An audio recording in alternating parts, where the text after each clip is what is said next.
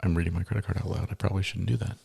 Not on the pod. No, Not on the pod. not on the Welcome pod. back to the pod. I'm excited to be back after a missing Yeah, week. after one of us decided to, you know, get allergies and miss a week. Man, do you get allergies? Is that a thing you get? No.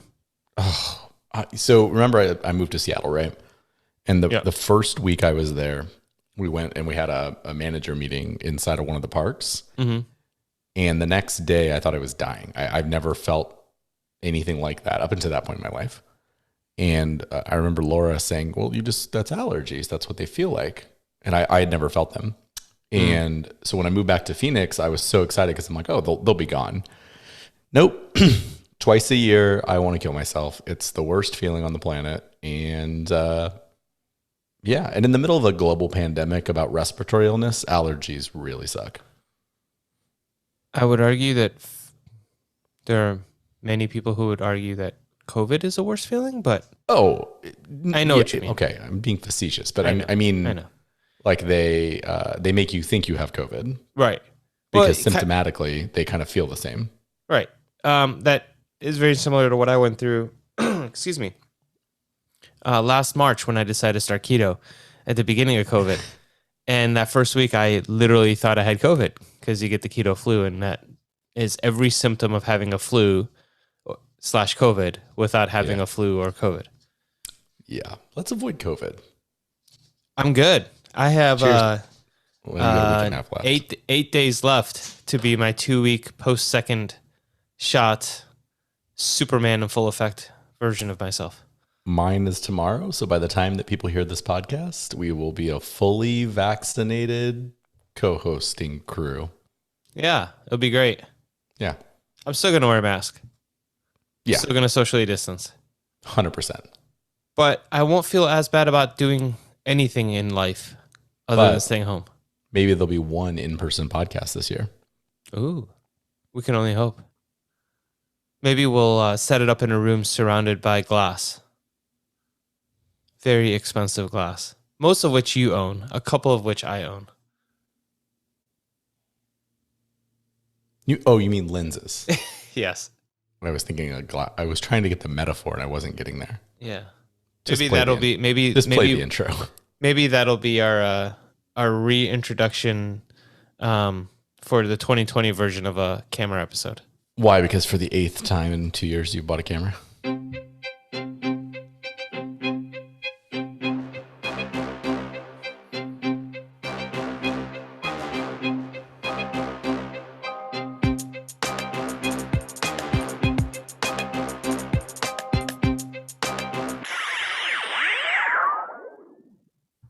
What's The up, third buddy? time in 2 years, not the 8th time. I mean, it feels like the 8th. That's just your exaggerating self coming through. I mean, but really, we've had the same conversation like 35 We've times. had the conversation many times. I'm beginning to think you don't listen to the podcast. Hey, so Mir brought a camera. Again, that is not what this episode again. is about. No, what is this episode about? Well, okay, so here's what me and Amir have been talking about offline, which is I enjoyed listening to you rail about all the different forms of coffee and how that works. But there's two things in that. One, neither of us are reporters. We don't do research, right? So everything we know is either something we've learned ourselves or some pretty basic understanding that anyone else could get by browsing Wikipedia, right? You would think so, yes. But Right. yeah. So that's fun and we enjoy that. But this podcast actually started with Amir calling me a couple of years ago and saying we should just record our calls because there's a lot of good stuff in there. And then we realized we couldn't record our calls because we'd get fired from our jobs because basically all we talk about is the stuff that we do for a living. Right. Not because of anything bad. We just like what we do. Right. So we have decided to flip back a little bit and just, I don't know, shoot the shit and see what comes of 21 minutes of us just talking about the stuff that's happening in life, what's going on with our lives and where we are. Basically what John is saying is that we're going to talk for a lot. Amir's going to edit a lot out, and hopefully the end result makes sense and you enjoy it.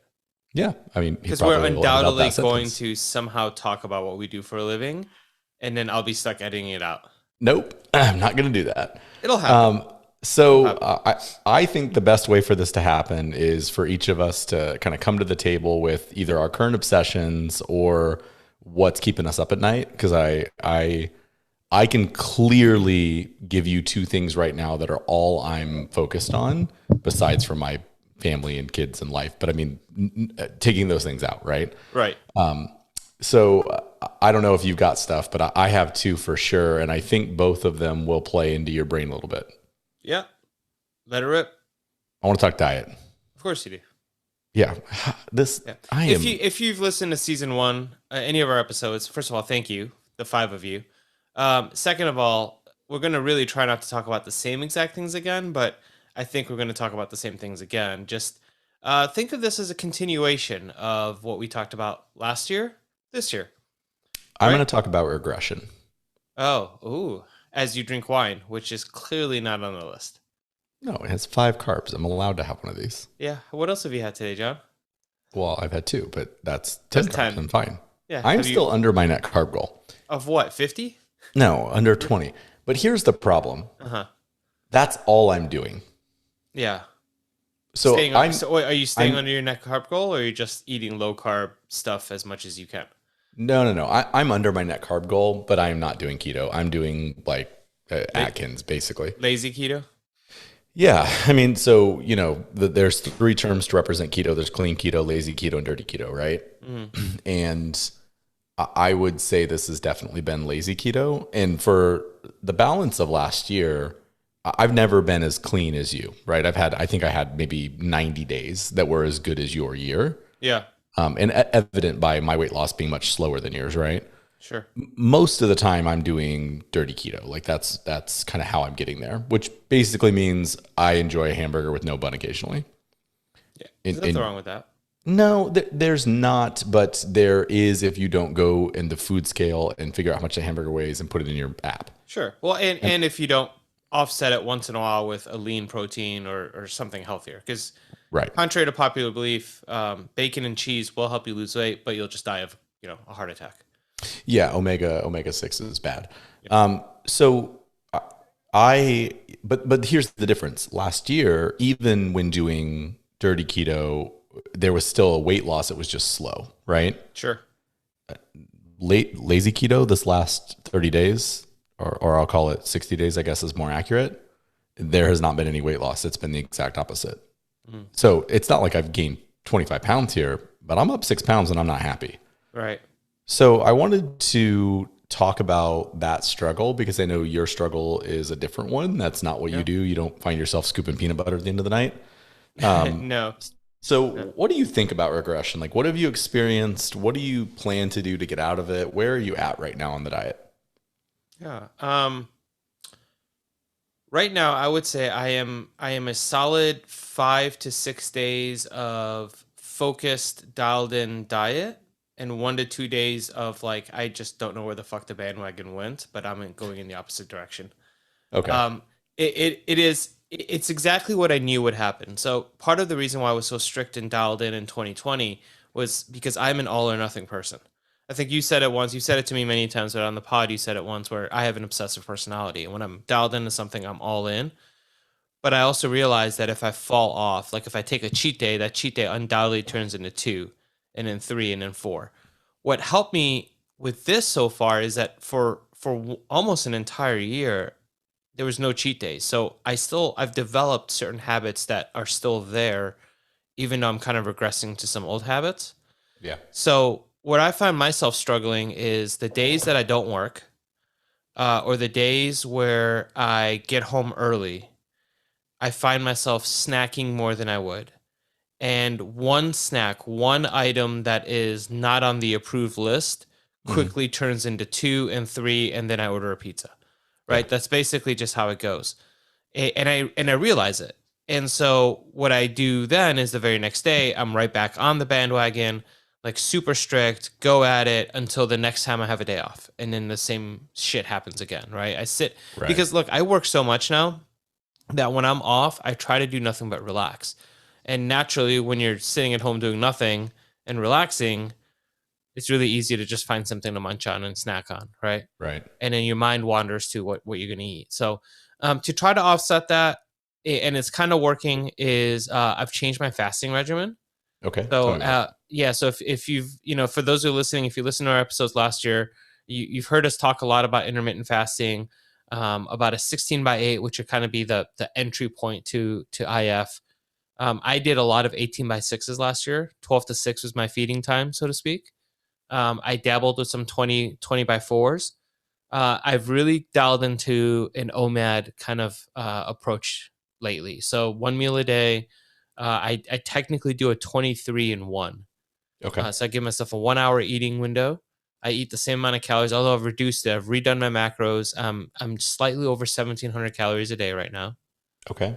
So back into a deficit consumption, trying to lose. You said you gained about 6 pounds. I've gained about eight or nine.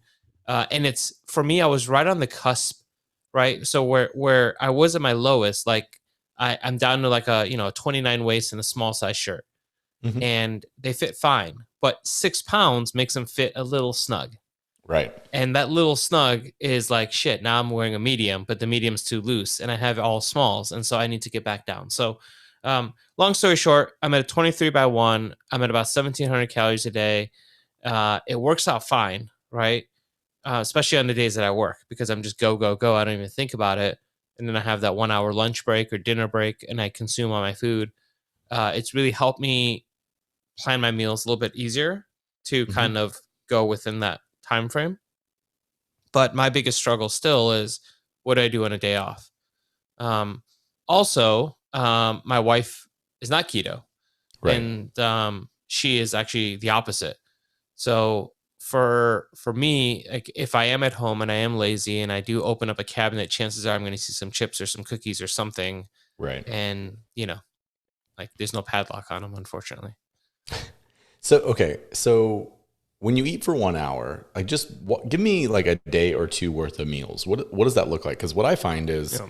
when I enjoy a 22/2, I enjoy a 23/1 fast, Hmm. but I can't get 1,700 calories in my face in an hour. I just don't, I don't even Yeah. know how to do that. Well, so I'll tell you what I'm eating the next 3 days, Okay, because cool. That'll be Tuesday, great. Wednesday are going to be really easy. Yeah.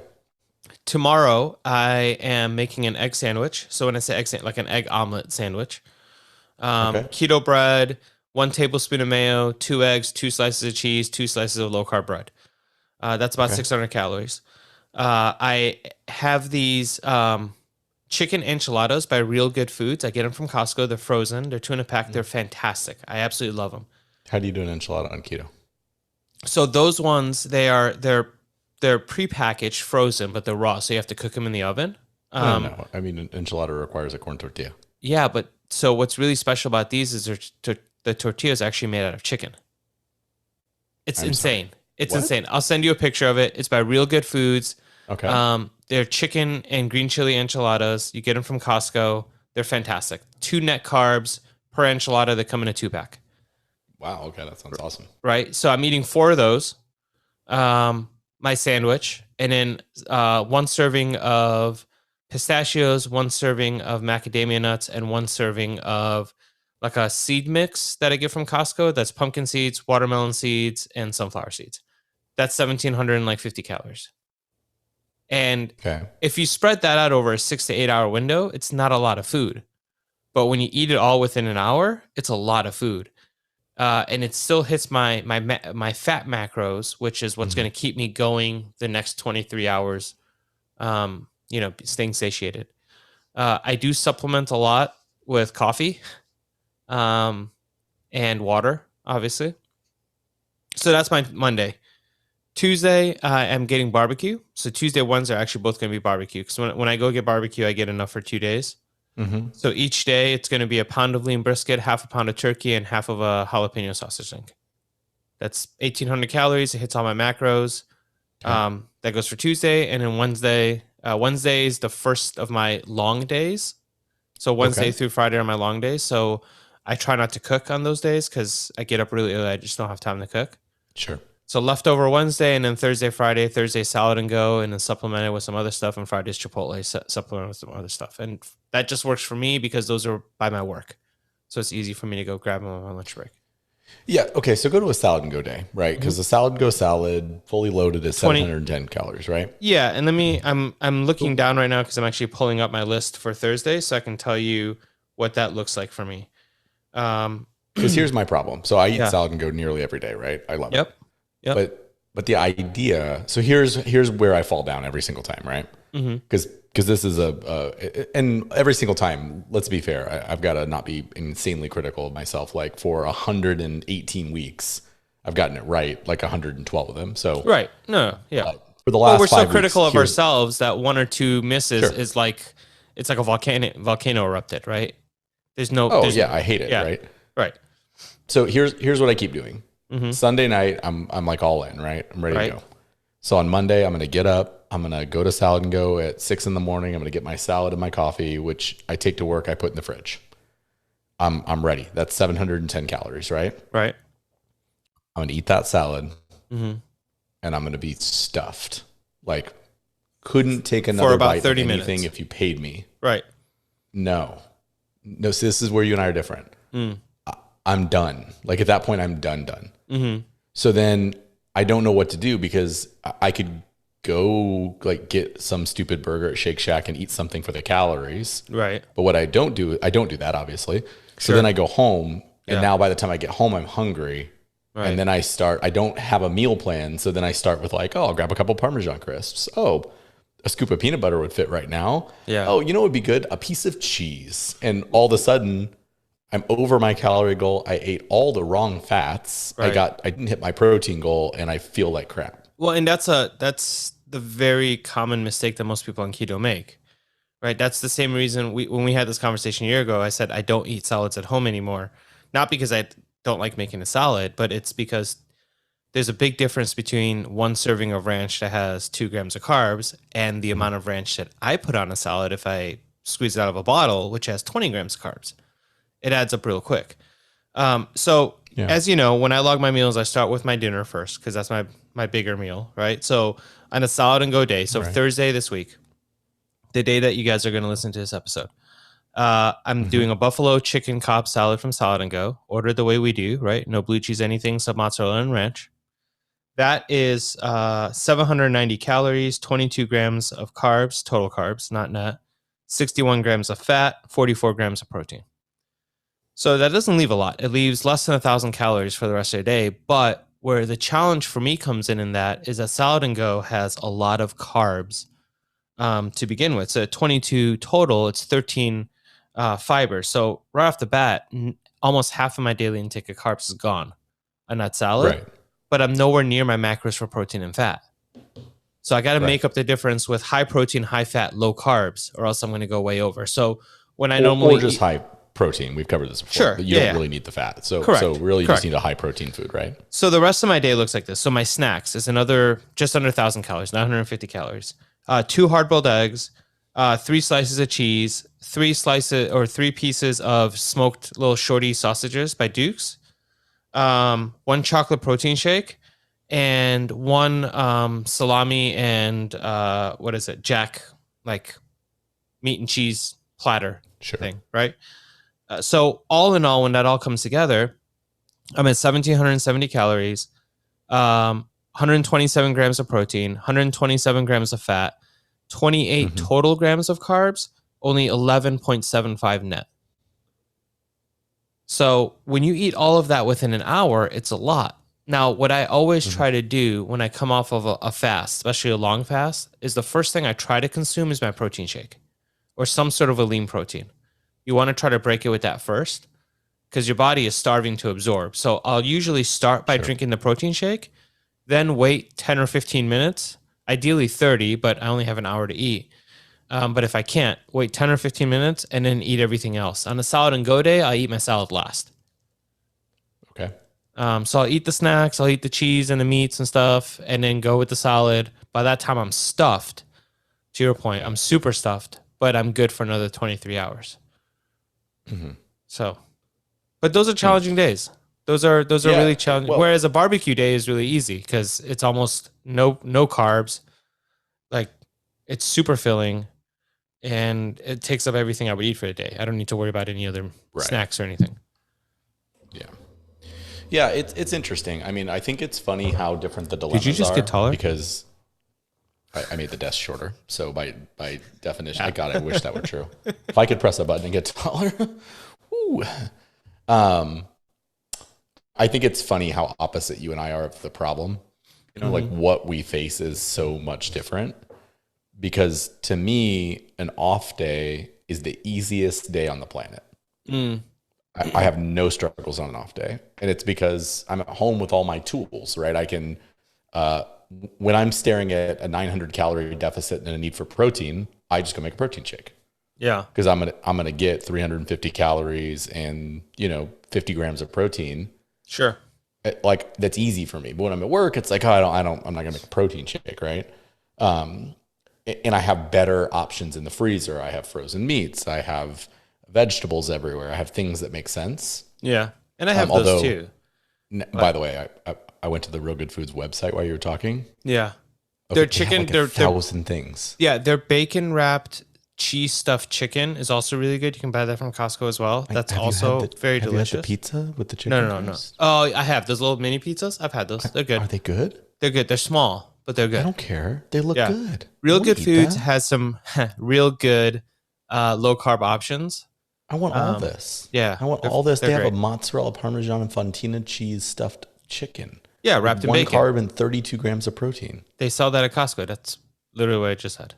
I want to eat all this. Yeah. I've never heard of this. I'm actually really mad at you. You've never told me about this before. I thought you knew.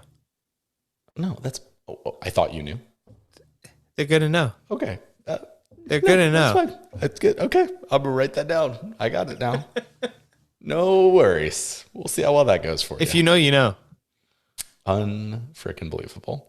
Yeah. So I guess my question is for you. So thank you, because that's going to make me think about mine. And please send me a screenshot of like 1 or 2 of those days so I can look at it, because it's one thing to hear you say it, and it'll be another thing to look at it tomorrow. Why don't you just do a 36-hour fast on days off? Like, why not just, knowing that that's your problem? Yeah. Instead of fasting 23 hours on the days that it's actually easy to maintain, why don't you let those be the lighter day and just do your fast on the day that it's hard? Well, I think it's for a couple of things. So going back to when you said like we have the opposite problem, right? And I think for you, like you said, it's easier to be at home because you have the tools at your disposal to stay on track. I'm the opposite. I'm so planned out in my approach that it's easier for me when I'm not at home because I have no temptation. I literally take what I need with me and I have no other options. Right. But when I'm at home, sure, I have all my proper foods, but I also have all the non-proper foods. Not necessarily mine, but even if it's mine, like I could sit there and eat a whole bag of pistachios. Right. When I know I should only eat 1 serving. And then I open up the cabinet next to mine and there's my wife's stuff. Right. And so I don't have that control. That's where my problem comes in. I never thought about doing a 36-hour fast on my days off. That's not a bad idea. The hard part would be overcoming the same temptation that I have now, right? Like not caving in. I don't think so. But I mean, it might be worth a try. My 2 cents is, I know you pretty well. I think that's where the all-in nature of you is going to win. Yeah. Because what I think will happen is you say that, but as soon as you know you're committed to a fast, you're not going to eat a chip. No, and you're probably right. But here's where I'm possibly making excuses at this point. But here's where the challenge comes in. What life is. I have 2 days off a week, right? One of them is a Saturday where Jill is off as well. So if I don't eat on Saturdays, that's a problem because she's going to want to eat. We want to spend time together. We might go grab carry out or cook at home or maybe even feel adventurous now that we're both vaccinated and go to a restaurant. Right? It doesn't work if I'm not going to eat. So I could do it on a Tuesday. That's easy. Plus Saturdays, we usually go to my parents. And so we go there for dinner. So that's a struggle. Yeah. It's getting to that point, which is hard for me. Tuesdays, I could possibly do it, but Tuesdays aren't a struggle as much if I get something like barbecue or, go to In-N-Out and get some Flying Dutchman or something. Yeah. by the way, are delightful. They're just super high in calories. Um, but it's not a bad idea. Something to kind of tweak around and play with a little bit. Really, I just need to stay engaged and not let those 5 or 6 hours that I have of like couch time turn into snack time. Right. If I can make it past that. The other thing too is it is very easy to fall into a bad cycle or to break a bad cycle. Hmm. And it really just starts with one day at a time, right? So I don't know if you've ever noticed this, but like, you get home from work, you're tired, you might be a little hungry, but you're more tired. And then you start to, you shouldn't snack or eat anything, but then you have a snack, right? And then the very next night, you do the same thing. And now it's 2 nights in a row. And then it turns into 3 nights in a row. And you find it harder and harder to stop. But once you stop, the next day, it's easier to not eat again either. Yeah. Right. So it's that cycle starts with one day. And I know it sounds very cliche, but if you can just make it through one day, the second day is that much easier. And the third day is Yeah. that much easier. But the Totally. minute you break that again, you're back on that wrong track. So that's really just being aware. Again, like Wednesday through Friday, like I get home by 8:30. I'm in bed by 9:30. Yeah. It's not hard. I don't have time to eat. I don't have time to think about snacking. It's just the rest of the week is a challenge to an extent. Yeah. No, it totally does. I think, we've talked about this before, the Matt Diavella idea of like, just never let anything go 3 days in a row. Right. Mm-hmm. Like you can take a day off from the gym. Just don't ever get to the third day. Yeah. And so I totally get it. I'm definitely in the boat you're in, which is as work is ticked up and as the stress levels that naturally come from that, I find myself getting home. And in actuality, there is enough time to work out and there is enough time to make a good decision. Always. But it doesn't look like it because Correct. when you get home, when you're working from home and your day is whatever, it's 9 to 6, you're at home at 6:01. Right. So you make dinner and maybe at 7 or 7:30 you work out. Mm-hmm. But if you work that same 9 to 6 shift with a 45-minute commute each way, yep. that suddenly, you get and you leave 15 minutes late and you get caught in something, you get home, you eat dinner. Now it's like 9:05 and you're like, I don't want to work out. I don't want to do this crap. I would rather have a glass of wine at that point. And that's where I need to do a better job of not letting that feeling define what I go do. Right. Yeah. Also, a glass of wine technically breaks your fast. Oh, no, I know. I'm not pretending I'm on a fast at that point. I know you know. But just make it easy for people. Any calorie breaks your fast. A stick of gum breaks your fast. Don't eat calories while you're on a fast. Right. Yeah, it's a struggle, man. But I think the thing that we need to remember is that we both look. You've done this for 2 years now. Yep. I mean, over 2 years. Like we talked about before. You inspired me to start my journey over a year ago, 13 months ago, 14 months ago. So we know what it's like to get on that track and stay on that track. Mm-hmm. And I think really where we fell into it was that and I know you say a lot that you're not where you want to be and you maybe never got to where you necessarily wanted to be, or you always want to lose 5 or 10 more pounds or whatnot. But in all reality, I think we both got to a point where we were happy with our results. And then we kind of relaxed a little bit. Yeah. And that relaxation, it seems really quickly, but it wasn't really quick. It's over a short period of time, turned into, something that has caused us to not be as strict or focused on it as we once were. Fortunately for us, we're talking 5 or 10 pounds. We're not talking 30, 40 pounds.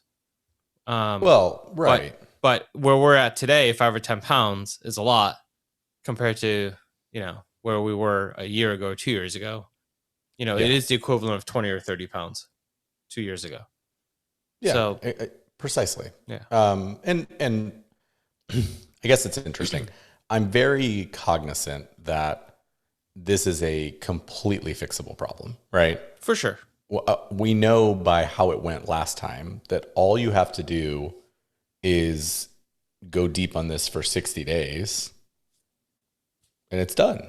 Yeah. Like the problem solves itself. It's not hard. And I also know intellectually that I won't be miserable, Right. but emotionally, I can't accept that right now. And Yeah, I, it's the cravings. For me, it's the cravings. I did really well at pushing cravings out of my head. I did really well at not wanting a donut or pizza or French fries. sure. Now it's like, man, I like what's one more French fry? What's one Right. more donut? And then again, that turns into it has a snowball effect. Right. So Well, I don't and know. it's funny. We all have different things. I don't have cravings for food. I Yeah. have cravings for the social part of like drinking, hanging out, snack, like the things you do with people that you care about. Yeah. Like See, you would rather break it on like some dogfish. I would rather, 100%. yeah, I would rather break it on, I don't know, an apple fritter. Oh yeah. I don't even think if you told me I'm good and I'll never have inflammation again and I'll never need to diet again and I'll never need to do anything else, I'm still not gonna eat an apple fritter. They're so That's good. not getting a donut isn't on my list of things that I want to go do. An order of French fries from Chick-fil-A though, let me tell you. Totally different, huh? I could use a French fry.